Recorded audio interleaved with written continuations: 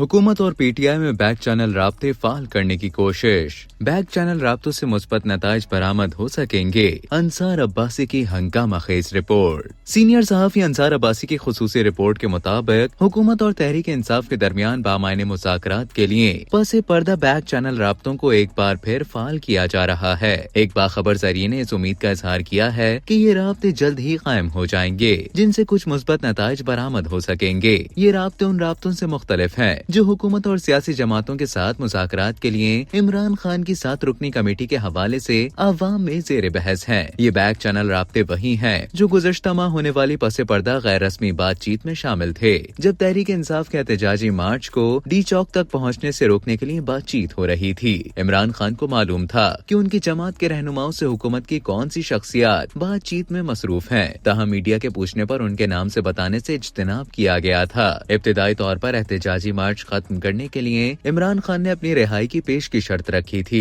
ताहम हुकूमती अरकान ने इससे इत्तेफाक नहीं किया। बाद में इन्हीं पसे पर्दा राब्तों के नतीजे में तहरीक इंसाफ और हुकूमत के दरमियान इस्लामाबाद के नवाही इलाके संगजानी में धरना देने के हवाले से मफाहिमत हो गई थी। यही वजह थी कि खैबर पख्तूनख्वा के वजीर आला अली अमीन गंडापुर और तहरीक इंसाफ के चेयरमैन बैरिस्टर गौहर को जेल में पार्टी के बानी चेयरमैन इमरान खान से मुलाकात की सहूलत फराहम की गई थी। ताहम इमरान खान की जानिब से संगजानी में एहतजाजी मार्च रोकने की हिदायत के बावजूद बुशरा बीबी ने डी चौक तक एहतजाजी मार्च की क़यादत की। जिस वक्त तहरीक इंसाफ के रहनुमाओं ने सवाल उठाया कि संगजानी के बारे में इमरान खान की हिदायत को क्यों नजरअंदाज किया गया, उस वक्त हुकूमत में कई लोगों का ख्याल था कि बुशरा बीबी और इमरान खान के दरमियान इत्तेफाक राय था। अब पीटीआई के गुज़श्ता माह से राब्ते दोबारा फाल हो रहे हैं। जरिए ने पस मंजर के इन राब्तों को अहम करार दिया है।